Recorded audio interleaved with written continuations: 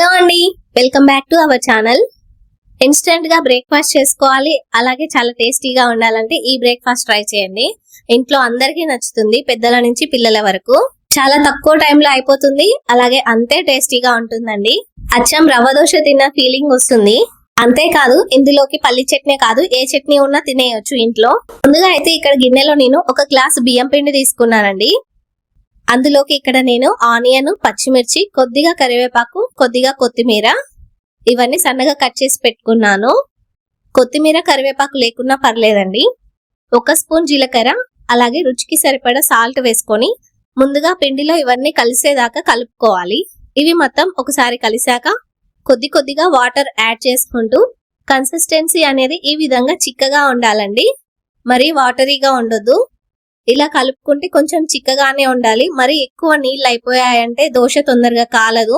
ఇలా దీన్ని బాగా మిక్స్ చేసుకొని ఒక 15 మినిట్స్ పిండిని నాననివ్వాలండి వాటర్ లో. అప్పుడు దోశలు పర్ఫెక్ట్ గా వస్తాయి, క్రిస్పీగా వస్తాయి.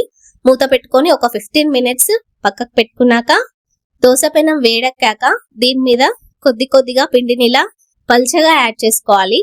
మరి తిక్కుగా యాడ్ చేసుకున్న దోశ మందంగా వస్తుంది, క్రిస్పీగా ఉండదండి. ఇలా పెనం నిండుగా మొత్తం దోశ పిండిని యాడ్ చేసుకున్నాక దీని మీద కొద్దిగా ఆయిల్ ని స్ప్రింకిల్ చేసుకోవాలి. అట్ల కాడతో ఇలా ఆయిల్ ని మొత్తం కూడా పరుచుకుంటే సరిపోతుందండి. దోశ క్రిస్పీగా మంచిగా ఫ్రై అవుతుంది. పెనంకి మొత్తం మంట బాగా తగలాలి. ఒకవేళ మంట తగలలేదంటే, గ్యాస్ మంట చిన్నగా ఉందంటే పెనాన్ని జరుపుకుంటూ కాల్చుకోవాలండి. ఇలా మంచిగా గోల్డెన్ కలర్ వచ్చాక దోశని టర్న్ చేసుకొని ప్లేట్ లోకి తీసుకుంటే సరిపోతుంది. ఒకవేళ పిండి అంచులకి గనక అంటినట్లయితే, ఇప్పుడు దోశ పెనం మీద ఇలా అంటుకున్నప్పుడు ముందుగానే దీన్నంతా పక్కకు తీసుకొని ఇలా అంచులకి మొత్తం కూడా ఆయిల్ రాయాలండి. ఇలా ఆయిల్ రాయడం వల్ల దోశ అంచులకి అతుక్కోదు పిండి, అలాగే క్రిస్పీగా గోల్డెన్ కలర్ లో వస్తుంది. కొద్దిగా టిష్యూ అయినా లేదంటే క్లాత్ తీసుకొని ముందుగానే పెనం మీద ఆయిల్ రాసుకుంటే సరిపోతుంది. దోశ అనేది అడుగంటకుండా ఉంటుంది. ఇలాగే మొత్తం పిండి కూడా చాలా సింపుల్ గా దోశలు అయితే వేసుకోవచ్చండి. టేస్ట్ మాత్రం అచ్చం రవ్వ దోశలాగే ఉంటుంది.